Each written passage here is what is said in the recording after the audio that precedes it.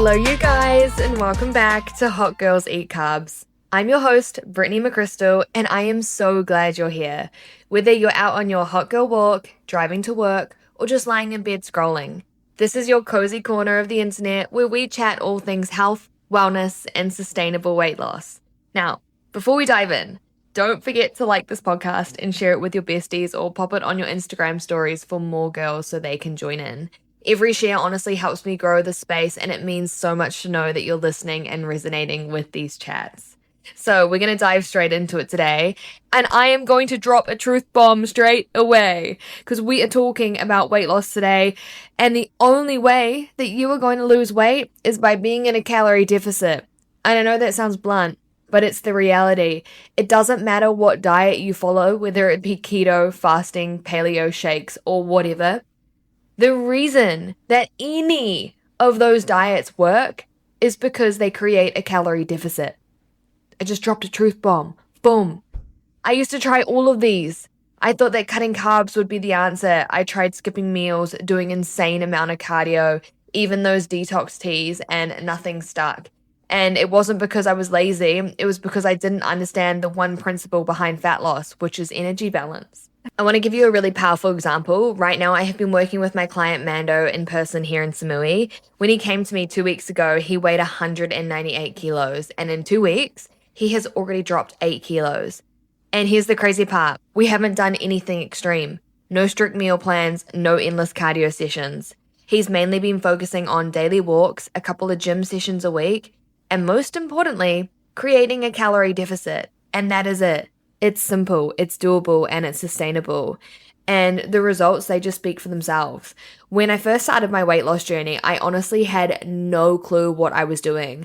I thought that the answer was to be as strict as possible, so I tried everything. I cut out carbs completely at one point because I was convinced that bread and pasta were the reason I was overweight. I tried keto, I tried fasting, I tried those detox teas that promise to flatten your stomach. I even tried living off a meal replacement shake for a while because maybe if I drank my meals, the weight would just come off quicker. And sure, sometimes I would lose a little bit of weight really fast, but it never lasted. The second I slipped up, I binged, and then I would feel guilty, frustrated, and even more obsessed with food than before. And I was constantly in this cycle of being good all week, eating barely anything, going to the gym every day, and then blowing it on the weekend because I was starving and craving everything I'd been restricting, and it left me feeling like a failure. But looking back now, I can see that I wasn't failing. The diets were failing me, and I wasn't actually learning how fat loss worked. I was just punishing myself and hoping for the best. And the reality is none of those approaches taught me the one thing that actually matters, which is being in a calorie deficit. Okay, so let's break this down in a simple way. Your body is like a machine that's constantly burning energy. Even when you're just lying in bed, you're burning calories to breathe, to pump blood, to digest food, to keep your brain ticking over. That basic number is what we call your maintenance calories, the amount of energy you need to maintain your current weight. Now, if you eat exactly that amount, your weight is going to stay the same. If you eat more than that constantly, your body stores that extra energy, and that is how fat gain happens. And if you eat a little bit less, not drastically less, but just enough less, your body still needs to get that energy from somewhere. So it starts pulling from its stored energy, which is your body fat. And that is how fat loss happens. It is literally that simple. It's not magic. It's not about cutting out food groups. It's not about living on green juice. It's just energy in versus energy out. And here's an easy way to think about it. Imagine your body is like a bank account. Money in is the food you eat, and money out is everything your body spends on energy. Moving, training, sleeping, even fidgeting. And that is why so many fad diets confuse people. Keto, fasting, shakes. They're not magical. The only reason they work is because in some way, they put you in a calorie deficit. Once you understand that, you stop wasting time searching for the perfect diet, and instead you focus on how to create a calorie deficit in a way that you can actually live with. Let's talk about what a calorie deficit is not. So let's clear up some misconceptions. A calorie deficit does not mean starving yourself. It does not mean cutting out carbs. It does not mean eating nothing but salad. And it definitely doesn't mean exercising for hours to burn off every bite. You can create a calorie deficit in a healthy, balanced way that still lets you enjoy foods you love. And that is how I lost 25 kilos without cutting out bread, pasta, or chocolate. Okay, so now you know what a calorie deficit actually is. Let's talk about how to make it happen in a way that's realistic and sustainable. Because the goal isn't to eat as little as possible. The goal is to create a small, consistent deficit that you can stick to without feeling restricted. Here are some steps that work for me and so many of my clients. You have to figure out your maintenance calories. You don't need the exact number down to the calorie, but having a ballpark is really helpful. There are online calculators that you can use, and I'll pop a link for my one down below. Or you can track what you normally eat and see where your weight maintains. From there, you can create a calorie deficit, usually 300 to 500 calories less per day. Prioritize your protein. Protein keeps you fuller for longer and helps preserve muscle while losing fat. Think lean meats, fish, eggs, Greek yogurt, protein powder, whatever works for you. When you hit your protein target, cravings drop massively. Volume eating. This is a game changer for me. Load your meals with low-calorie, high-volume foods like veggies, fruits, salads, potatoes, popcorn. They take up space in your stomach so you actually feel satisfied, even when your calories are a little lower. Move your body more, especially walking. You don't have to smash the gym every day. Walking is so underrated. Mando is proof of that. Daily steps and a few gym sessions a week is what's driven his 8-kilo drop in 2 weeks. Walking burns calories, clears your head, and is easy to stick to. Plan simple meals you enjoy. You don't have to prep every bite, but having a few go-to options make it so much easier. Think a couple of high-protein breakfasts, quick lunches, and easy dinners you know that fit your calories. That way, you're not constantly scrambling. Keep the foods you love. Please don't cut out chocolate, pizza, or wine forever. When you label foods as bad or forbidden, that's when cravings hit the hardest. Work them in mindfully. Maybe a small piece of chocolate after dinner, or pizza on a Friday night that still fits your calories. Balance is what keeps you consistent. Check your lifestyle basics. Sleep, hydration, stress. They all affect hunger and cravings. Notice how much hungrier you are after a bad night's sleep. Sometimes your body doesn't need more food. It just needs a little rest or water.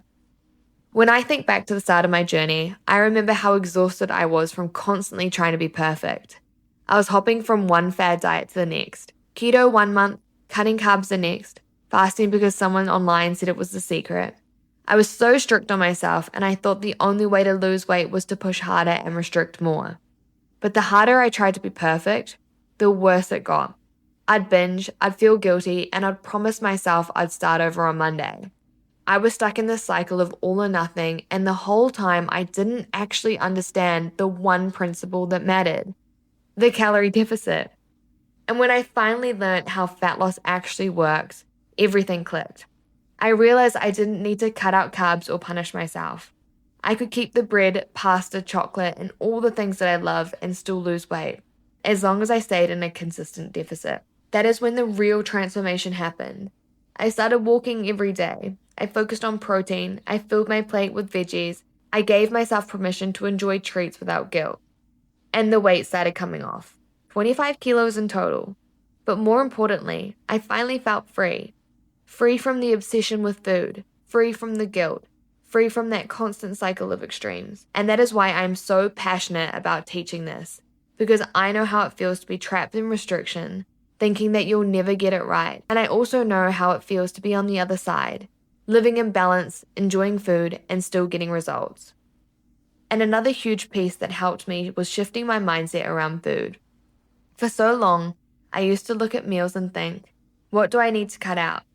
I'd see a plate of pasta and instantly feel guilty. I'd think, okay, no carbs for me, just the chicken and salad. I was always trying to remove things, restrict things, and make the meal cleaner. But here's what happened when I thought like that. I'd last maybe a few days, and then the cravings would hit hard. The more I told myself no, the louder the cravings got. It was like food was all I could think about. And when I finally gave in, it wasn't just one bite. It was the whole block of chocolate or the entire pizza. The shift happened when I started asking the new question. How can I make this meal fit my goals? Instead of banning foods, I worked them in. If I wanted pasta, I'd add some lean protein and bulk it out with veggies. If I wanted chocolate, I'd have a couple of squares after dinner and enjoy them guilt-free, instead of pretending I didn't want it and then binging later. That one change took me from constantly battling cravings to feeling completely in control. Food stopped being the enemy. It became flexible. And guess what? When you stop banning foods, the cravings lose their power. And the truth is, restriction creates obsession. The second you put food on the bad list, your brain wants it even more. When all foods are allowed, it's just about balance and portions, and the food loses that control over you. And that's why this mindset shift is so powerful. It's not about what you eat, it's about how you think about food. When you focus on fitting foods instead of cutting them out, weight loss stops feeling like a punishment and starts feeling like freedom. So babe, if you're listening to this right now and you feel stuck or overwhelmed, I want you to take a deep breath and remind yourself. It doesn't have to be complicated. You don't need the next fad diet. You don't need to cut out carbs. You don't need to punish yourself with hours of cardio. You just need to focus on creating a calorie deficit in a way that feels sustainable for you. And that is going to look different for everybody. For some people, that might mean tracking calories for a little while you learn portion sizes and build awareness. For others, it might mean focusing on getting enough protein and filling their plate with veggies so meals feel satisfying. For you, it might be simply walking more and drinking more water and making small swaps with the foods that you already love. And here's the best part. It doesn't have to be perfect. You don't need to overhaul your entire life in 1 week. These small, consistent steps add up. The little things you do every day are what create change over time. And if you can just focus on being a little better today than yesterday, you're already moving in the right direction. So remember, fat loss is simple. Not easy, but simple. It comes down to being in a calorie deficit and that's it. Everything else is just a different way of getting there. Once you understand that, you stop wasting time chasing quick fixes and start building habits that actually last. So if this episode resonated with you, please share it with a friend who needs to hear it, or tag me on your Instagram stories so I can see you tuning in. I love knowing where you're listening from and what clicks with you the most.